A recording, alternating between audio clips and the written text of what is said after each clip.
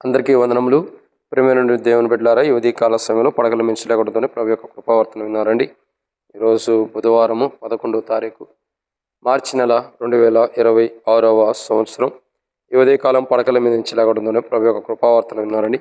ద్వితీయోపదేశకాండము 28వ అధ్యాయం 14వ వచనం. ద్వితీయోపదేశకాండం 28వ అధ్యాయం 14వ వచనం.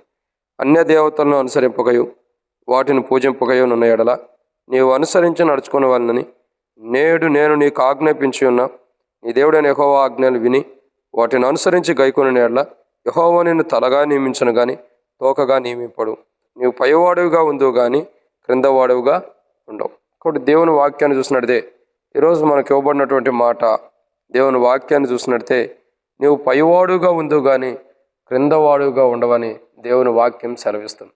అయితే బైబిల్లో దేవుని మాటలు కొన్ని విషయాలు చూసినట్లయితే, కొన్ని విషయాలు మనం జాగ్రత్త చేసుకున్నట్లయితే, ఒక క్రింద స్థితిలో ఉన్న వారిని, క్రింద స్థితి అంటే వాళ్ళ స్థితిగతులు తక్కువ అని కాదు నేను అంటుంది, ఒక క్రింద స్థితిలో ఉన్న వారిని తీసుకొచ్చి దేవుడు ఉన్నతమైన వారుగా పైవారుగా చేస్తూ వచ్చాడు. అంటే ఒక కింద స్థితిలో ఉన్న మానవుణ్ణి, తక్కువ స్థితిలో ఉన్న మానవుణ్ణి దేవుడు హెచ్చించి, అంటే దేవుడు విశ్వాస క్రైస్తవ జీవితాన్ని హెచ్చించి వారిని దేవుడు పైవాడిగా, అంటే గొప్పవారిగా, అందరికంటే పైవారుగా దేవుడు నియమిస్తూ వచ్చాడు. భూమి మీద ఉన్న భూమి మీద ఉన్న వాళ్ళు అందరికంటే పైవారికి నియమిస్తూ వచ్చారు. వారిలో మొదటి వ్యక్తి ఎవరు? దేవుడు నియమించిన వారిలో మొదటి వ్యక్తి ఎవరంటే రండి, ఆదికాండము 14వ అధ్యాయం. ఆదికాండం 14వ అధ్యాయం. దేవుడు భూమి మీద ఉన్న మనుషుల్లో కొందరిని పైవారుగా చేస్తూ వచ్చారు. వారిలో మొదటి వ్యక్తి ఎవరంటే ఆదికాండం 14వ అధ్యాయం 22-23 వచనాల్లో మనం చూసినట్లయితే, అబ్రాహాము నేనే అబ్రాహామును ధనవంతునిగా చేస్తున్నాను చెప్పుకున్నట్లు ఒక నూలు పోగైనను చెప్పుల వారనైనను నీ వాటిల్లో ఏదైనాను తీసుకోనని ఆకాశమునకును భూమికిని సృష్టికర్త అయిన సర్వోన్నతుడగు దేవుడైన యెహోవా ఎదుట నా చెయ్యెత్తి ప్రమాణం చేసి ఉన్నాను. కానీ ఇక్కడ దేవుని వాక్యాన్ని చూసినట్టే ఈ ఉదయకాల సమయంలో పడకల మీద లేకూడదని ప్రభు యొక్క కృపావర్తన ఉంటున్న మన జీవితాల్లో మనం గమనించాల్సిన కోణం, దేవుడు భూమి మీద ఉన్న కొంతమందిని పైవారుగా చేస్తూ వచ్చాడు. వారిలో మొదటి వ్యక్తి ఎవరు? నువ్వు పైవాడుగా ఉంది కానీ కిందవాడుగా ఉండవా అన్నాడు. సో భూమి మీద ఉండేవారిని, కింద స్థితిలో ఉండేవారిని పైవారుగా దేవుడు చేస్తూ వచ్చాడు. వారిలో మొదటి వ్యక్తి ఎవరంటే అబ్రహాం యొక్క జీవితాన్ని మనం చూసినట్టయితే, ఇక్కడ అబ్రహాము దగ్గరికి మరి రాజు వస్తున్నాడు. రాజు వచ్చి కూడా ఏమంటున్నాడు, సదోమ రాజు వచ్చాయా మరి యుద్ధం చేసి అది అబ్రహాం యుద్ధంలో గెలిచి వచ్చిన తర్వాత ఆ సొమ్మంతా ఉన్నప్పుడు మరి సదోమ రాజు కానీ అక్కడ ఉన్న రాజు నువ్వు కలిగిందంతా తీసుకోమన్నప్పుడు అబ్రహాం అంటాడు, నేను నీ వలన ఒక పైవాడుగా అవ్వకూడదు, నీ వలన గొప్పవాడుగా అవ్వకూడదు. ఒకవేళ అబ్రహాముని నేనే ధనవంతుని చేశానన్న పేరు నువ్వు ఒకవేళ నీ దగ్గర ధనం తీసుకుంటే అబ్రహాముని నేనే ధనవంతుని చేశానన్న పేరు నాకు ఉండేది, కాబట్టి నాకు అట్లా వద్దు. నేను దేవుని ద్వారానే ధనవంతుడి, దేవుని ద్వారానే పైవాడుగా ఉండాలి తప్ప మనుషులు నన్ను పైవారికి ఎప్పుడు ఉంచకూడదని అబ్రహాము తలంచిన వాడై, అబ్రహాము ఆలోచన కలిగి, అబ్రహాము యొక్క ఉద్దేశాలన్నీ కూడా పైవాడుగా ఉండటానికి ఇష్టపడ్డాడు. కాబట్టి అబ్రహాము ఆదికాండం 14వ అధ్యాయం 22-23 వచనాల్లో మనుషుడు పైవాడుగా అబ్రహామును ఉంచాలని చూసినప్పటికీ అబ్రహాం అలా కాకుండా దేవుని ద్వారా పైవాడుగా అవడానికి ఇష్టపడ్డాడు. కాబట్టి ఇప్పుడు అబ్రహాము ఆనాడు మనుషుల ద్వారా పైవాడుగా చేయబడుతున్న దాన్ని తృణీకరించాడు, ధనమును బట్టో ఇంకో దాన్ని బట్టో. ఈరోజు దేవుడు నీతిమంతులకు తండ్రిగా అబ్రహామును స్థిరపరుస్తూ వచ్చాడంటే క్రింద స్థితిలో ఉన్న అబ్రహాముని దేవుడు ఏం చేశాడు? పైవాడుగా చేస్తూ వచ్చాడు. అబ్రహాము స్థితిగతులను చూడగా ఎలాంటి పరిస్థితుల్లో ఏ గ్రామంలో ఉండడం మనకు తెలుసు, ఏ పట్టణంలో ఉండడు. అయినప్పుడు దేవుడు ఎంచుకొని అబ్రహాం యొక్క జీవితాన్ని దేవుడు జ్ఞాపకం చేసుకుని అబ్రహాముని పైవాడిగా ఉంచాడు నీతిమంతుడు తండ్రి కంటే. అబ్రహాము క్రింద స్థితిలో లేకుండా నీతిమంతుడు తండ్రి కంటే పైవాడిగా దేవుడు చేస్తూ వచ్చాడు. రెండో వ్యక్తి ఎవరు అనంటే దేవుని వాక్యం చూసినట్టే రండి, ఆదికాండము 41వ అధ్యాయం. రెండో వ్యక్తిని మనం చూస్తున్నాం. ఆదికాండం 41వ అధ్యాయము మనం చూసినట్టే 38 మరియు 40 వచనం నేను చదువుతున్నా. 38 నుంచి చదువుతా. అతడు తన సేవకులను చూచి ఇతని వలె దేవుని ఆత్మగల మనుషులకు అనుకూలంగలమా అని అనెను. మరియు ఫరో, దేవుడు ఇదంతయో నీకు తెలియపరచను గనుక నీ వలె వివేక జ్ఞానం గలవారు ఎవరినూ లేరు.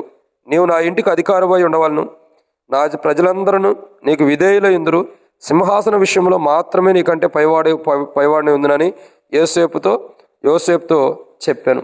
కానీ ఇక్కడ ఫరో యొక్క మాటలు చూసినట్లయితే యోసేపు యొక్క జీవితం చూడగా, యోసేపు ఎక్కడ ఉన్నాడండి? యోసేపు చూడగా చెరసాల్లో ఉన్నాడు.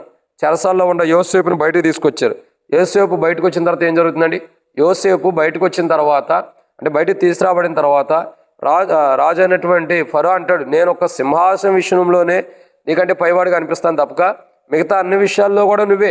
అంటే ఇక్కడ అర్థం చేసుకోవాల్సిన విషయం ఏంటంటే యోసేపు యొక్క జీవితం చూడగా చెరసాల్లో ఉన్నటువంటి వ్యక్తిని, చెరసాల్లో జీవిస్తున్నటువంటి వ్యక్తిని, కుటుంబీకులు కానీ అన్నదమ్ములు కానీ అందరూ కూడా అన్నలందరూ కూడా కాదని త్రోసివేసినటువంటి వ్యక్తిని ఇప్పుడు దేవుడు ఏం చేస్తున్నాడంటే పైవాడిగా ఉంచుతున్నాడు.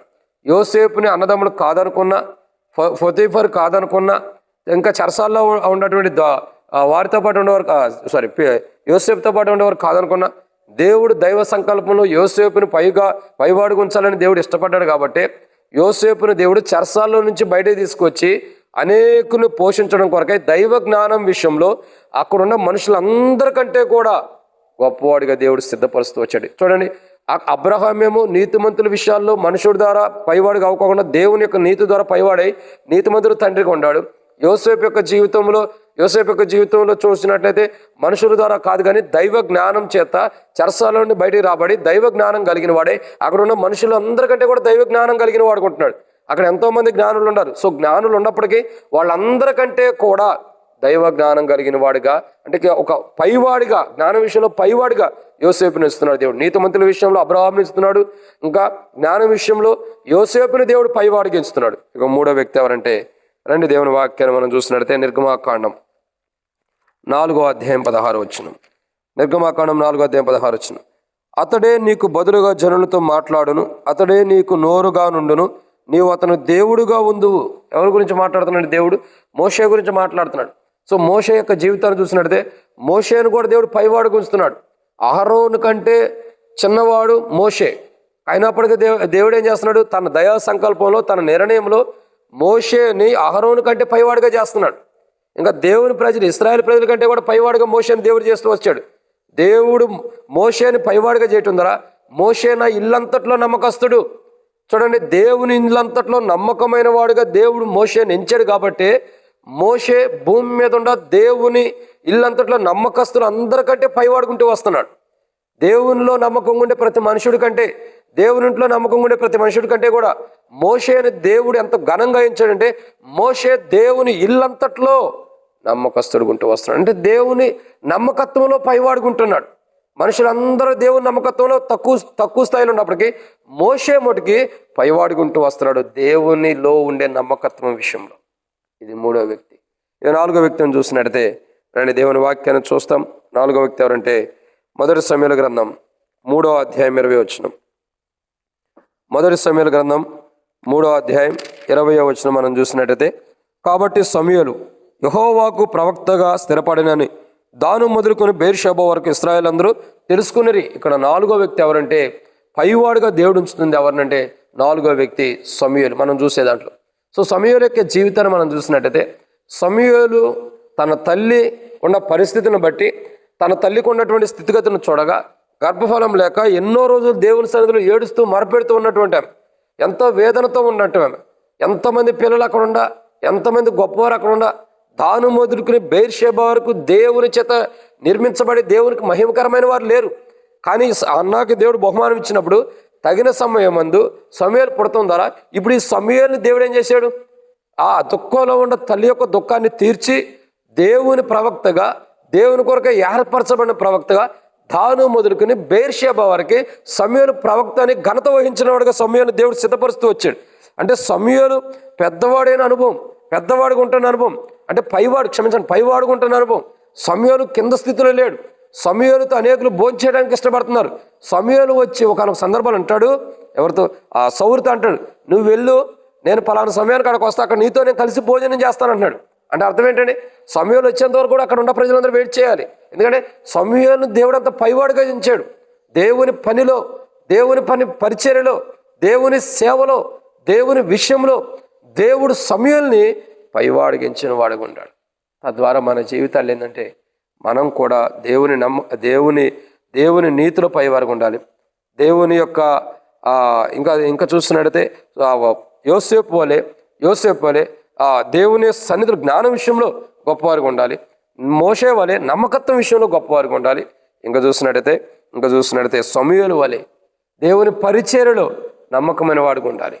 దేవుని పరిచర్యలో యోగ్యులుగా మనం చేయాలి, అసలు యోగ్యులుగా ఉండాలి. ఇంకా చూస్తున్నట్టయితే అంటే వీళ్ళందరినీ దేవుడు పైవాడుగా చేశాడు. ఒకరిని నీతి విషయంలో, ఒకరిని జ్ఞానం విషయంలో, ఒకరిని నమ్మకత్వం విషయంలో, ఒకరిని సేవా పరిచర్య విషయంలో దేవుడు పైవారుగా చేశారు, కానీ కింద స్థితిలో తీసుకురాలి. ఇంకా 5వ వ్యక్తి ఎవరంటే, రండి దేవుని వాక్యాన్ని చూస్తున్నట్టయితే మొదటి సమూయేలు గ్రంథం 17వ అధ్యాయం. మొదటి సమూయేలు గ్రంథం 17వ అధ్యాయంలో మరొక వ్యక్తిని మనం చూస్తున్నాం. ఎవరి వ్యక్తి అనంటే 50-51 వచనాలు. దావీదు ఫిలిష్తీయుని కంటే బలాఢ్యుడై ఖడ్గం లేక వడిసెలతోనూ రాళ్ళతోనూ ఆ ఫిలిష్తీయుని కొట్టి చంపెను. వాడు బొర్లపడగా దావీదు పరిగెత్తిపోయి ఫిలిష్తీయుని మీద నిలుచుండి వాని కత్తి వరదూసి దానితో వాని చంపి వాని తలను తెగవేశాను. ఫిలిష్తీయులు తమ సూర్యుడు చచ్చుట చూచి పారిపోయిరి. కానీ పైవారుగా ఉంచిన వారిలో 5వ వ్యక్తి ఎవరంటే ఈరోజు మనం చూసే దాంట్లో దావీదు రాజు. సో దావీదు రాజుని దేవుడు చూడండి ఎలాంటి స్థితిలో ఉన్న దావీదు రాజు అంటే, గొర్రెలు మేపుకుంటూ ఆ వనములో కానీ అరణ్యంలో కానీ జీవిస్తున్నటువంటి వాడు. అలాంటి దావీదు రాజుని దేవుడు ఎన్నుకొని ఏర్పరచుకుని, దేవుడు తన దయా సంకల్పంలో దావీదు రాజుని ఏర్పరచుకుని ఆ గొర్రెలు మేపుకున్న స్థితిలో ఉన్నవాడిని దేవుడు తీసుకొచ్చి ఇప్పుడు దేవుని యొక్క సింహాసనం స్థిరపరిచే స్థితిలోకి దావీదు రాజుని దేవుడు తీసుకొచ్చాడు. ఇప్పుడు దావీదు రాజు యొక్క సింహాసనం చూడగా పరలోకమందు కూడా దావీదు యొక్క వేరు చిగురుంది. ఆ దేవుని సింహాసనం మీద పరలోకమందు దేవుని కుమారుడు దావీదు యొక్క వేరు చిగురు అక్కడ కూర్చుంటున్నటువంటి అనుభవం ఉంది. అంటే పైవాడుగా దావీదు రాజుని ఎలా ఇచ్చాడు చూడండి. సొంత తండ్రి అయినా అన్నదమ్ములైనా వారి దృష్టిలో దావీదు రాజు లెక్కలో లేనివాడుగా ఉన్నాడు. సమూయేలు అభిషేకించడానికి వచ్చినప్పుడు యెష్షయి తన కుమారుని తీసుకొచ్చినప్పుడు దేవుడు వీరు కాదంటాడు. అప్పుడు ఇంకెవరన్నాడంటే ఒకడు ఉన్నాడు, అతను గొర్రెలు మేపుకునేవాడు అంటున్నాడు. అంటే తండ్రి దృష్టిలో, సహోదరు దృష్టిలో అంత ఘనమైన వాడిగా లేకపోయినప్పటికీ దేవుడు పైవాడిగా పెంచాడు.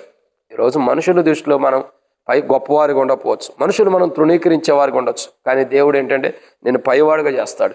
అబ్రహాం వలె నీతి విషయంలో పైవాడుగా, ఇంకా యోసేపు వలె దైవ జ్ఞానం విషయంలో పైవాడుగా, మోషే వలె నమ్మకత్వం విషయంలో పైవాడిగా, సమూయేలు వలె దేవుని సేవలో పైవాడుగా, దేవుని పరిచర్యలు. ఇంకా చూసినట్టు దావీదు వలె ఆయన యొక్క సింహాసనం విషయంలో, ఆయన సింహాసనం స్వతంత్రించుకునే విషయంలో దేవుడు నేను పైవాడిగా ఉంచేవాడుగా ఉంటున్నాడు. కాబట్టి ఎంత గొప్ప పైవాడిగా దేవుడు చేయాలనుకుంటున్నాడు. అలా దేవుడు మనల్ని పైవాడిగా చేయాలండి.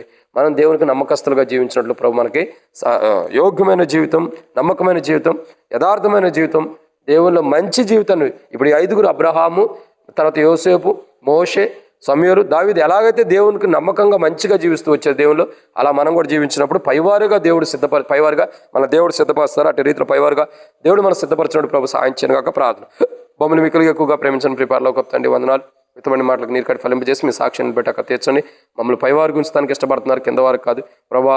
మరి అబ్రహాములాగా తండ్రి, మరి యోసేపులాగా తండ్రి ప్రభు మోషేలాగా, సమూయేలులాగా, తండ్రి దావీదు రాజులాగా మమ్మల్ని పైవారుగా ఉంచండి. అయితే వాళ్ళు ఎలాంటి మంచి క్రైస్తవ జీవితాన్ని జీవించారో, మాదిరికరమైన జీవితాన్ని, అలాంటి జీవితాన్ని మేము కూడా జీవించి వారు ఎలా పైవారుగా ఉండారో వారు ఉన్న విషయాల్లో మేము కూడా పైవారుగా ఉన్నాడు సిద్ధపరచమని ఇద్దరు మంది కూడా మీ కాపుదని మీ నడిపింపులు కోరుకుంటూ ప్రభువైన యేసుక్రీస్తు నామములో విశ్వాసంతో ప్రార్థన చేస్తున్నాను తండ్రి, ఆమేన్.